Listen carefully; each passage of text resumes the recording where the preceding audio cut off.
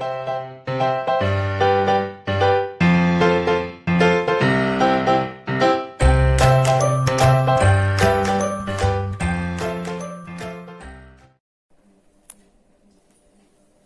विद्यार्थी मित्रांनो, संजीवनी क्लासेस लोणेरेमध्ये आपलं सर्वांचं खूप खूप स्वागत.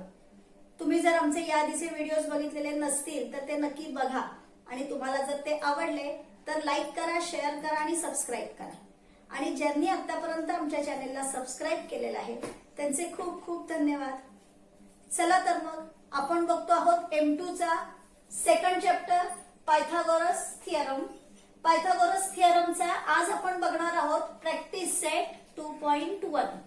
तुमच्या टेक्स्टबुक मध्ये प्रॅक्टिस सेट 2.1 पेज नंबर 38 वरती आहे. येते लक्षात? बघूया आपण फर्स्ट क्वेश्चन काय. फर्स्ट क्वेश्चन त्यांनी दिलाय, identify with reason which of the following are Pythagorean triplets. त्यांनी तिथे आपल्याला एकूण 6 ट्रिपलेट्स दिलेले आहेत, म्हणजे ट्रिपलेट्स दिलेले आहेत म्हणजे 3 नंबरचे सेट दिलेले आहेत आणि ते सगळे ट्रिपलेट पायथागोरियन ट्रिपलेट्स असतीलच असं नाही. मग त्याच्यापैकी कोणते पायथागोरियन ट्रिपलेट्स आहेत आणि कोणते नाहीत हे आपल्याला आयडेंटिफाय करायचं आहे. विथ रिझन याचा अर्थ काय, तर विथ रिझन म्हणजेच आपलं सोल्युशन आहे ते सोल्युशन लिहायचं आहे आपल्याला आणि त्याच्यावरून आपल्याला हे ठरवायचंय. बरोबर. फर्स्ट ट्रिपलेट त्यांनी दिलेला आहे 3, 5, 4. फर्स्ट ट्रिपलेट आहे 3, 5, 4. आता हे सॉल्व्ह करताना कसा विचार करायचा आहे, तर आपल्याला माहितीये की पायथागोरस थिअरम म्हणजे काय, तर hypotenuse square is equal to sum of square of remaining 2 sides. बरोबर. आणि राईट अँगल ट्रायंगल मध्ये हायपोटेनस ही सगळ्यात मोठी म्हणजे लॉंगेस्ट साइड असते. बरोबर की नाही, म्हणजे तिची लेंथ सगळ्यात जास्त असणार आहे. म्हणजे इथे हे जे त्यांनी नंबर दिलेले आहेत 3, 5, 4 याच्यामध्ये ग्रेटेस्ट नंबर आहे 5. म्हणजे समजा जर हा पायथागोरियन ट्रिपलेट असेल तर 5 ही हायपोटेनियसची लेंथ असेल. बरोबर. पण आपल्याला माहिती नाहीये की हा राईट अँगल ट्रायंगलच्या साइड्स आहेत की नाही ते. बरोबर की नाही. त्यामुळे इथे लिहिताना आपण हायपोटेनस स्क्वेअर असं लिहू शकत नाही, हे नीट लक्षात घ्या. म्हणून आपल्याला इथे लिहायचं आहे 3, 5, 4 याच्यामध्ये 5 हा ग्रेटेस्ट नंबर आहे. बरोबर. म्हणून मग आपण इथे लिहायचं ग्रेटेस्ट नंबर स्क्वेअर. मग इथे लिहायचं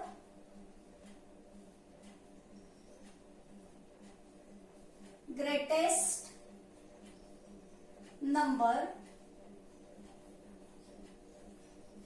स्क्वेअर इज इक्वल टू, मग याच्यामध्ये ग्रेटेस्ट नंबर आहे 5 म्हणजे आपण करणार 5 चा स्क्वेअर. 5 चा स्क्वेअर आहे 25. बरोबर. हा आला आपला फर्स्ट पॉइंट. हा आला फर्स्ट पॉइंट. बरोबर आहे. आता याच्यानंतर रिमेनिंग 2 नंबर्स जे आहेत 3 आणि 5 त्यांच्या स्क्वेअरची आपल्याला ऍडिशन करायची. म्हणून मग इथे आपण लिहूया sum of squares of remaining 2 numbers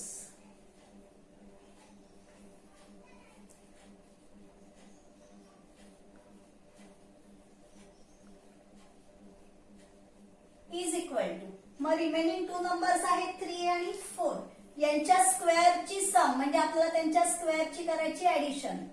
3 square plus 4 square.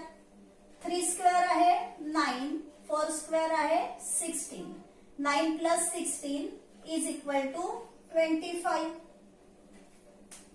याला आपण देऊया second number.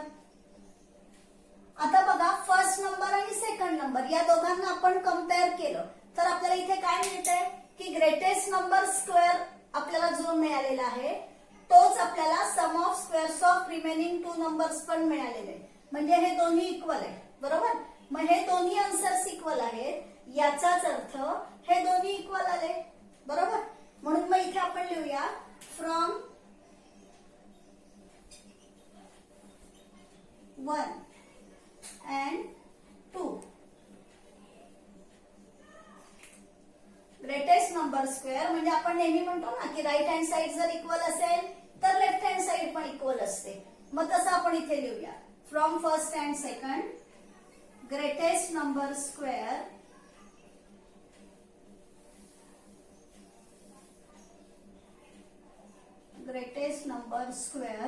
is equal to sum of squares of remaining two sides. Sum of squares of remaining two sides. आणखीन एक गोष्ट बघा. आता मी हे व्हाईट बोर्ड वरती लिहिते. तुम्ही समजा तुमच्या नोटबुक मध्ये लिहिताय. तुमच्या नोटबुकचं पेज समजा एवढं आहे आणि इथे greatest number square is equal to sum of squares of इथपर्यंत तुमचं लिहिलं. आता तुम्हाला नेक्स्ट लाईन वरती लिहायचंय. तर मग काही मुलं काय करतात की ऑफच्या पुढचं जे सेंटेन्स आहे ते लिहिताना नेक्स्ट लाईन वरती इथून लिहायला सुरुवात करतात.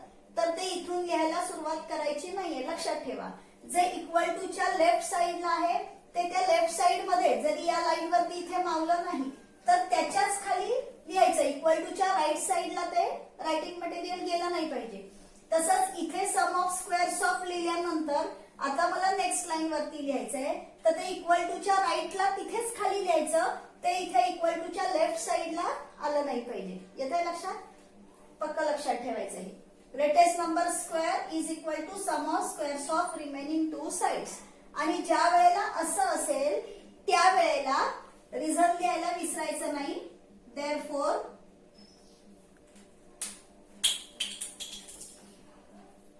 therefore by the converse of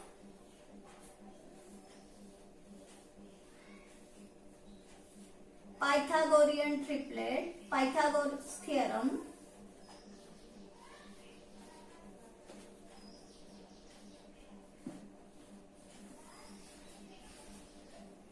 by the converse of Pythagoras theorem 3, 5, 4 किंवा आपण असे लिहूया triangle of sides 3, 4, 5 is a right angled triangle. आणि मग हा राईट अँगल ट्रायंगल आहे म्हणून therefore 3, 5, 4 is a Pythagorean triplet. येतंय लक्षात? म्हणजे ज्या वेळेला आपल्याला हे दोन्ही इक्वल येतील त्याच वेळेला दिलेला जो ट्रिपलेट असतो तो ट्रिपलेट म्हणजे पायथागोरियन ट्रिपलेट असतो. आणि by the converse of Pythagoras theorem हा खूप इम्पॉर्टंट रिझन आहे. हा पायथागोरियन ट्रिपलेट आहे हे प्रूव्ह करण्यासाठी. त्यामुळे हे रिझन आहे. हे रिझन न विसरता लिहायचं. बाकी सॉल्व्ह करायला अतिशय सिंपल आहे. लक्षात आलंय? आता आपण बघूया सेकंड ट्रिपलेट. सेकंड बघा आता 4, 9, 12 हे 3 नंबर्स आपल्याला दिलेले. मी आता हे परत परत लिहायला नको म्हणून इथे रफ न करता असंच ठेवलेलं आहे. म्हणजे आपण याच्या समोर डायरेक्ट आता कॅल्क्युलेशन करू शकतो. 4, 9, 12 याच्यामध्ये आता ग्रेटेस्ट नंबर आहे 12 म्हणजे आपण इथे greatest number square is equal to लिहिणार 12 स्क्वेअर. 12 चा स्क्वेअर आहे 144. हा आपल्याला मिळाला first point. Sum of squares of remaining two numbers. मग रिमेनिंग टू नंबर्स आहेत 4 आणि 9. मग आपण इथे लिहूया 4 स्क्वेअर प्लस 9 स्क्वेअर. 4 चा स्क्वेअर 16, 9 चा स्क्वेअर 81, ऍडिशनली 97. सेकंड पॉइंट मिळाला इथे आपल्याला. आता बघा हे जे फर्स्ट आणि सेकंड पॉइंट मधले दोन्ही आन्सर्स आहेत हे दोन्ही इक्वल आहेत का? नाही आहेत. बरोबर. म्हणजे इथे आपण काय कम्पेअर करून लिहू शकतो. from first and second, greatest number square is not equal to, it is not equal to sum of squares of remaining two sides. आणि हे दोन्ही इक्वल नाही आहेत म्हणून आपण इथे लिहू शकतो therefore 4, 9, 12 is not a Pythagorean triplet. It is not a Pythagorean triplet. आलं लक्षात? आता आपण थर्ड बघूया. थर्ड बघूया आपण ग्रुप ऑफ नंबर 5, 12, 13. याच्यामध्ये ग्रेटेस्ट नंबर आहे 13. म्हणजे आपण इथे लिहिणार ग्रेटेस्ट नंबर स्क्वेअर म्हणजे 13 स्क्वेअर इज इक्वल टू 169. तुम्हाला मिनिमम 1 to 30 पर्यंतचे स्क्वेअर्स तरी पक्के तोडपाठ असले पाहिजे म्हणजे पेपर सॉल्व्ह करत असताना तुमचा कॅल्क्युलेशन मध्ये वेळ वाया जाणार नाही. 13 square is equal to 169. First point आहे. सेकंड पॉइंट आता sum of squares of remaining two numbers म्हणजे आपण इथे लिहिणार 5 square plus 12 square. 5 square 25, 12 square 144 is equal to 169. हा आहे सेकंड पॉइंट. म्हणजे बघा आता हे दोन्ही आन्सर जर का आपण कम्पेअर केले तर दोन्ही सुद्धा 169 आहेत बरोबर. म्हणजे कम्पेअरिंग फर्स्ट अँड सेकंड तुम्ही फ्रॉम फर्स्ट अँड सेकंड लिहू शकता किंवा कम्पेअरिंग फर्स्ट अँड सेकंड लिहू शकता. हे दोन्ही कम्पेअर केल्यानंतर आपल्याला काय दिसतंय हे दोन्ही आन्सर्स इक्वल आहेत म्हणजे राईट हँड साइड इक्वल आहे म्हणजे लेफ्ट हँड साइड सुद्धा इक्वल येणार. म्हणजे greatest number square is equal to sum of squares of remaining two sides. आणि फर्स्ट सम घेताना जिथे ते सुद्धा 3, 4, 5 हे पायथागोरियन ट्रिपलेट होतं तिथे मी तुम्हाला सांगितलेलं की by the converse of Pythagoras theorem असं लिहा. ते लिहिलेलं तेही मी सांगितलेलं बरोबर आहे. पण तुमच्या टेक्स्टबुक मध्ये पेज नंबर 30 वरती ज्या वेळेला अशा प्रकारचं सम सॉल्व्ह करून दाखवलेलं आहे तर त्याच्यामध्ये त्यांनी डायरेक्ट लिहून दाखवलेलं आहे की जर हे दोन्ही इक्वल असतील तर पायथागोरियन ट्रिपलेट आहे. येते लक्षात? म्हणून मग आपण इथे लिहूया therefore 5, 12, 13 is a Pythagorean triplet. म्हणजे तुम्ही टेक्स्टबुक फॉलो केला आणि टेक्स्टबुक नुसार असं लिहिलं तरी बरोबर आहे आणि मी जे फर्स्ट समला सांगितलेलं आहे त्या पद्धतीने लिहिलं तरी सुद्धा बरोबर आहे. फोर्थ बघूया सम आपण 24, 70, 74. याच्यामध्ये ग्रेटेस्ट नंबर आहे 74 म्हणजे आपण आधी 74 चा स्क्वेअर करणार. 74 स्क्वेअर इज इक्वल टू 5, 4, 7, 6. 74 चा काही तुमचा पार्ट नसेल त्यामुळे व्यवस्थित मल्टिप्लिकेशन करून त्याचा स्क्वेअर करून बघायचा आहे. Okay. Sum of squares of remaining two numbers. मग रिमेनिंग टू नंबर्स आहे 24 आणि 70. मग 24 स्क्वेअर प्लस 70 स्क्वेअर. 24 चा स्क्वेअर आहे 576. 70 चा स्क्वेअर पार्ट नाहीये पण आपल्याला 7 चा स्क्वेअर पार्ट असतो बरोबर. मग 7 चा स्क्वेअर आहे 49 आणि दोन तुम्ही 70 इंटू 70 करणार त्यामुळे दोन्ही 70 वरचे जे 2 झिरो आहेत ते 2 झिरो याच्यावरती लिहायचे म्हणजे 70 चा स्क्वेअर आला 4900. आता या दोन्हीची ऍडिशन करायची 6, 7, 9 प्लस 5, 14, 4 प्लस 1, 5 म्हणजे 5, 4, 7, 6 ऍडिशन आली याची बरोबर. हा आहे आपला फर्स्ट पॉइंट. हा आहे आपला सेकंड पॉइंट. बघा इथे सुद्धा राईट हँड साइडचं जे आपला आन्सर आहे हे आन्सर करेक्ट आलेले बरोबर म्हणजे दोन्ही इक्वल आलेले. मग हे दोन्ही इक्वल आहेत म्हणजे लेफ्ट हँड साइड सुद्धा इक्वल येणार म्हणजे आपण इथे लिहू शकतो comparing first and second greatest number square is equal to sum of square of remaining two sides. Therefore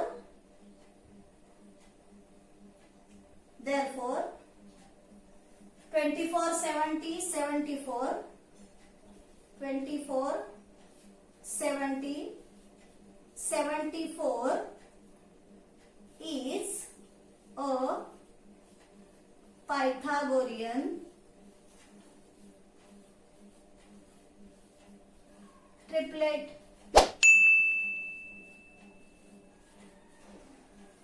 येतं लक्षात? फिफ्थ सम 10 24 27 याच्यामध्ये ग्रेटेस्ट नंबर आहे 27 म्हणजे आपण इथे लिहिणार greatest number square is equal to 27 square. 27 चा स्क्वेअर आहे 729. हा आहे आपला first point. Sum of squares of remaining two numbers. Remaining two numbers आहेत 10 आणि 24 म्हणजे 10 square plus 24 square. 10 square 100, 24 square 576. याची ऍडिशन येणार 676. 676 हा 26 चा स्क्वेअर आहे बरोबर ना. म्हणजे इथे जर 27 च्या इथे 26 असतं तर हा पायथागोरियन ट्रिपलेट आला असता बरोबर. पण मग आता हे दोन्ही राईट हँड साइड इक्वल नाहीयेत बरोबर. म्हणजे मग इथे आपल्याला लिहावं लागेल greatest number square is not equal to sum of squares of remaining two sides बरोबर. therefore 10 24 27 is not a Pythagorean triplet.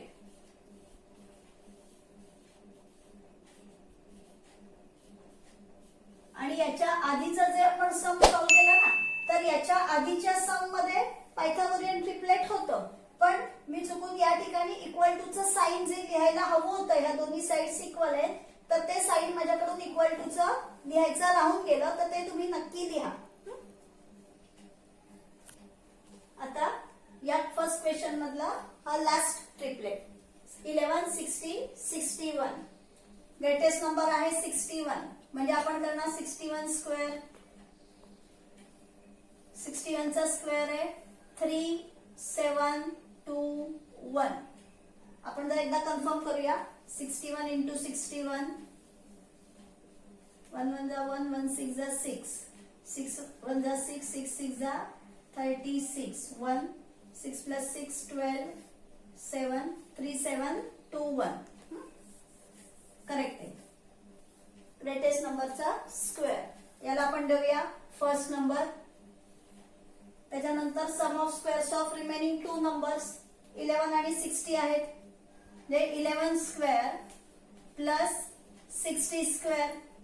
11 चा स्क्वेअर आहे 121 आणि 60 चा स्क्वेअर आहे 6 चा स्क्वेअर 36 आणि त्याच्यावरती 2 झिरो. दोन्ही 60 चा एक एक झिरो म्हणजे 3600 आले.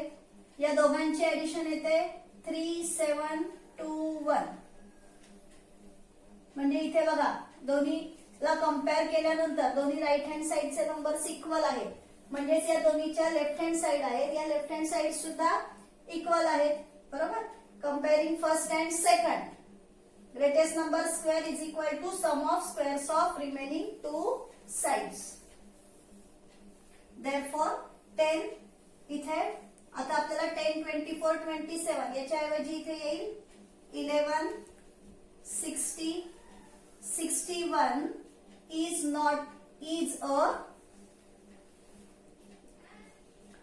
a Pythagorean triplet. येते लक्षात. इथे बघा sum of squares of remaining two sides आहे कारण हे त्यांनी नंबर्स दिलेले आहेत ते साइडच्या लेंथ आहेत म्हणून. तुम्ही इथे साइड्सच्या इथे नंबर्स असं लिहिलं तरी सुद्धा चालणार आहे.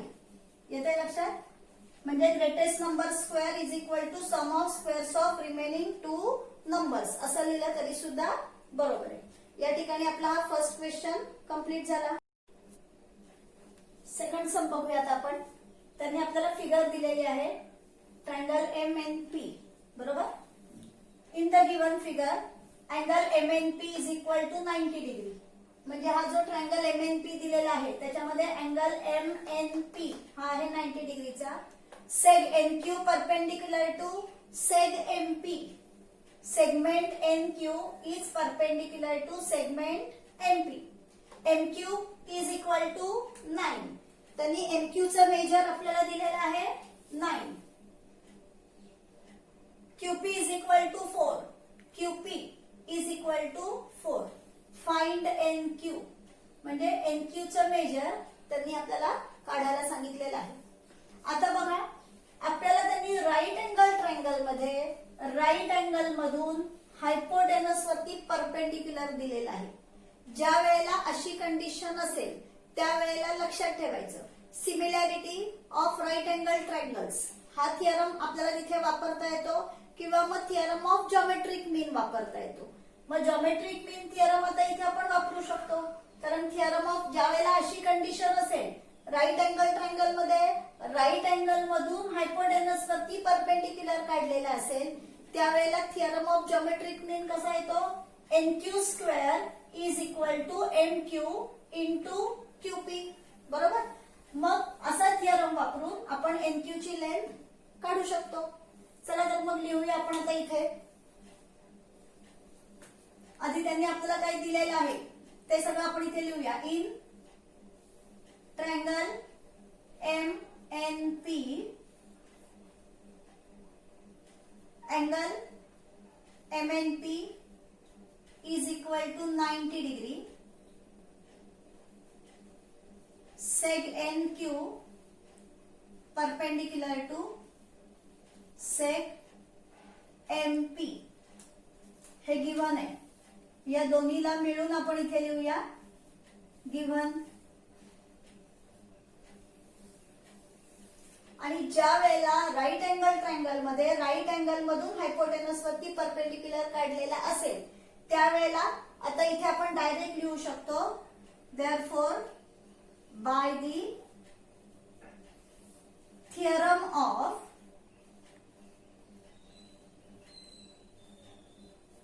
जॉमेट्रिक मीन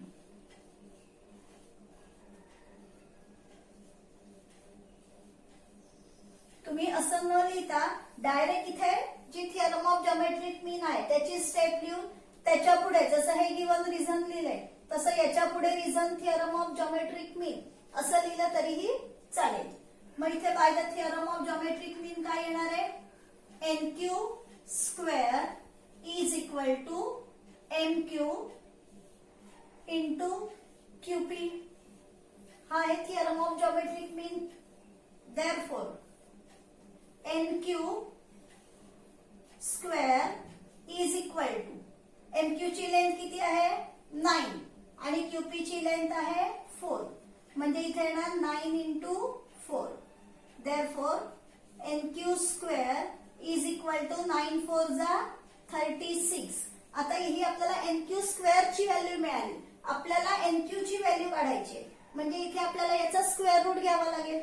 म्हणून मग इथे आपण लिहूया taking square route.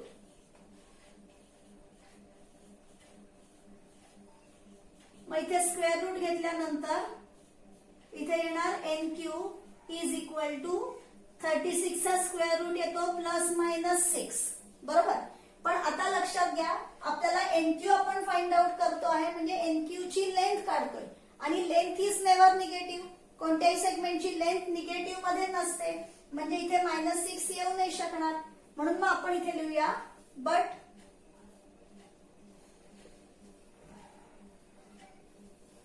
Length is never negative. Therefore, NQ is not equal to -6. Therefore, NQ is equal to 6. आणि आता MQ आणि QPच्या ज्या त्यांनी लेंथ दिलेल्या आहेत त्याच्यामध्ये त्यांनी कुठेही आपल्याला युनिट दिलेलं नाहीये. त्यामुळे याच्यासाठी आपण सेंटीमीटर वगैरे असं कोणतंही युनिट वापरू शकत नाही. म्हणून आपण इथे फक्त लिहायचं unit. NQ is equal to 6 unit. Final आन्सरला अंडरलाईन केलं आणि आपण नेहमी जसं फायनल आन्सर बॉक्स मध्ये लिहितो त्या पद्धतीने लिहूया. NQ is equal to 6 unit. या ठिकाणी सम आपलं कंप्लीट झालं. थर्ड सम बघूया आपण आता. In the given figure angle QPR is equal to 90 degree. Angle QPR, P अँगलचं मेजर दिलेलं आहे 90 degree. Seg PM perpendicular to seg QR. Segment PM हा सेगमेंट QR वरती परपेंडिक्युलर दिलेला आहे. Q dash M dash R हा betweenness दिलेला आहे. Q dash M dash R. PM is equal to 10. PM ची लेंथ दिलेली आहे 10. QM is equal to 8. QM ची लेंथ दिलेली आहे 8. Find QR. Find QR. नीट लक्षात ठेवायचे, गणित नीट वाचायचं आहे, कारण इथे बघा पुन्हा त्यांनी राईट अँगल ट्रायंगल दिलेला आहे. राईट अँगल ट्रायंगल मध्ये राईट अँगल मधून हायपोटेनस वरती परपेंडिक्युलर काढलेला आहे. बरोबर. राईट अँगल ट्रायंगल समजण्यामध्ये चूक करू नका. त्यांनी इथे हा P अँगल आता 90 डिग्रीचा दिलेला आहे, त्यामुळे P अँगलची ऑपोजिट साइड QR हा आहे हायपोटेनस, आणि या हायपोटेनस वरती P या राईट अँगल मधून परपेंडिक्युलर काढलेला आहे. म्हणजे इथे पुन्हा आपण प्रॉपर्टी ऑफ जॉमेट्रिक मीन वापरू शकतो.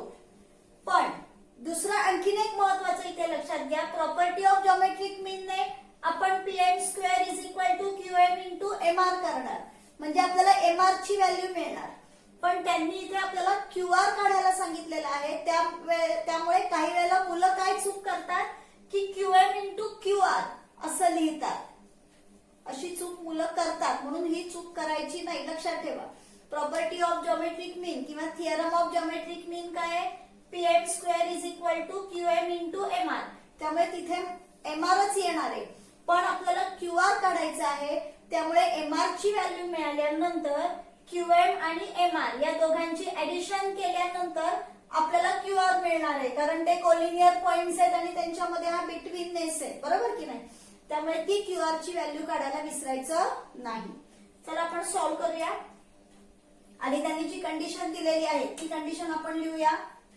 In triangle QPR angle QPR is equal to 90 degree. आणखीन एक गोष्ट, मी इथे QPR ट्रायंगलचं नाव लिहिलंय. तुम्ही ट्रायंगलचं नाव PQR असं लिहिलं तरीही चालतं. अँगलचं नाव लिहिताना मात्र 90 डिग्रीचा अँगल लिहायचा आहे. त्यामुळे जिथे 90 डिग्रीचा ज्या व्हर्टेक्सला अँगल आहे तेच लेटर मध्ये आलं पाहिजे. पण ट्रायंगलचं नाव लिहिताना असं काही कंपल्शन नाहीये.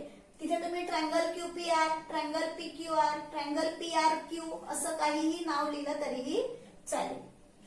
आणखीन त्यांनी आपल्याला कंडिशन दिलेली आहे. Seg PM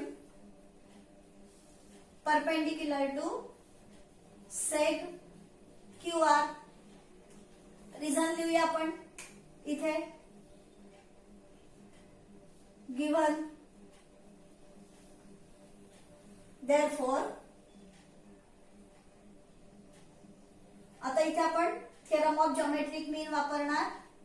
PM square is equal to QM into MR. याचं रिझन मी पुढे लिहिते. आधीच्या सम मध्ये मी by the theorem of geometric mean आधी लिहिलं होतं. इथे मी याचं रिझन समोर लिहिते. Theorem of geometric mean. Theorem of geometric mean. थिअरम्सची नावं जी आहेत ती नावं पण व्यवस्थित लक्षात ठेवायची. आता याच्या व्हॅल्यूज आपण इथे घेऊया. PM ची व्हॅल्यू आपल्याकडे आहे 10, म्हणजे इथे मी लिहिते 10 square is equal to QM ची व्हॅल्यू आहे 8 आणि MR ची व्हॅल्यू आपल्याकडे नाही. ज्याची व्हॅल्यू आपल्याकडे नाही त्याला आहे तसंच लिहायचं. इथे मी लिहिते since PM is equal to 10 and QM is equal to 8. याच्याऐवजी तुम्ही इथे गिव्हन असं लिहिलं तरीही चालणार आहे. देअरफॉर आता 10 स्क्वेअर आहे 100. 8 या साईडला मल्टिप्लाय आहे. आपल्याला माहिती आपल्याला MR ची व्हॅल्यू काढायची. मग लक्षात ठेवायचं की ज्याची व्हॅल्यू काढायची आहे त्याला आपल्याला एकट्याला ठेवायचे. मग MR ला इथे एकट्याला ठेवायचं, म्हणजे 8 याला इथे इंटू आहे. इक्वल टू च्या या साईडला आल्यानंतर ते डिवाइड होतील. Is equal to MR.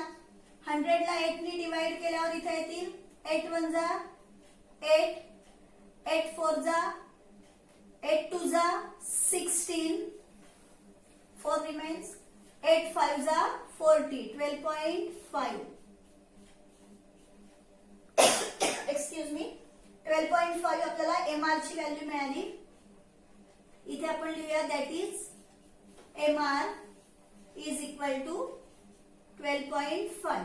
आता आपल्याला MR ची व्हॅल्यू मिळाली आहे, आपल्याला QR ची व्हॅल्यू काढायची आहे. मग आता QM आणि MR याची आपण ऍडिशन करूया. मग इथे मी लिहिते नाव Q dash M dash R. Therefore QR is equal to QM plus MR. Collinear points आहेत आणि Q dash M dash R हा बिटवीननेस आहे, म्हणून QM आणि MR याची ऍडिशन केल्यानंतर आपल्याला मिळणार QR.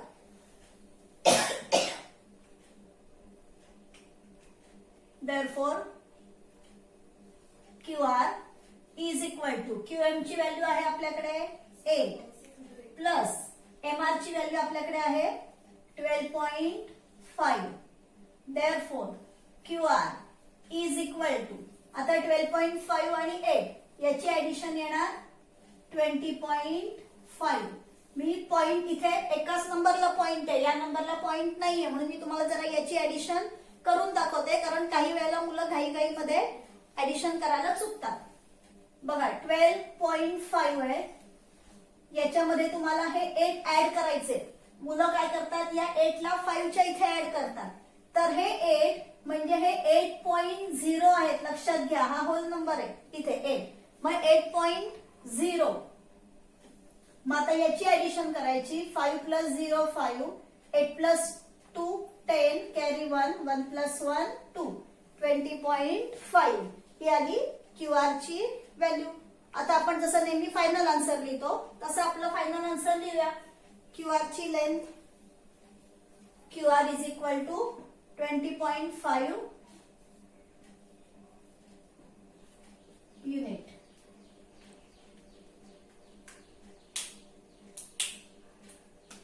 QR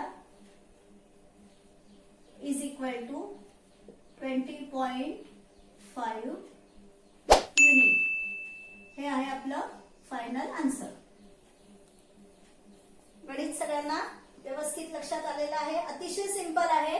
फक्त त्यांनी आपल्याला काय कंडिशन दिलेली आहे आणि काय काढायला सांगितलेलं आहे हे सगळं नीट आपण लक्षात घेतलं आणि फिगर ऑब्झर्व केली की आपल्याला लक्षात येतं की कोणता थिअरम किंवा कोणत्या प्रॉपर्टीचा वापर करून आपल्याला ते सम सॉल्व्ह करायचं आहे. म्हणजे त्याचा जर का तुम्ही व्यवस्थित अभ्यास केलेला असेल तर तुम्हाला ती प्रॉपर्टी किंवा तो थिअरम लगेचच आठवू शकतो आणि त्या पद्धतीने सम सॉल्व्ह करायचं आहे. या व्हिडिओमध्ये आपण इथंच थांबतो आहोत. याच्या पुढचे सम्स जे आहेत ते घेऊन आपण भेटूया पुढच्या व्हिडिओमध्ये.